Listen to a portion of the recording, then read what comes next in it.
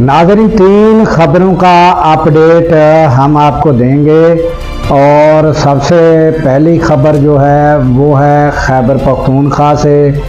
उसके बाद नाज़रीन जो TLP है उसका जो मामलात हैं वो आपने सुन चुके हैं और अब क्या सूरत हाल है वो ताज़ा तरीन हम आपको बताएंगे।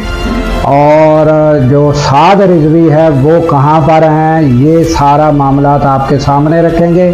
और उसके अलावा नाजरीन, पीपल्स पार्टी, मौलाना फजल रहमान और नून लीग तीनों का जो खैबर पख्तूनख्वा की हुकूमत में कोशिशें थी वो क्या थी, ये सब हम आपके सामने रखते हैं।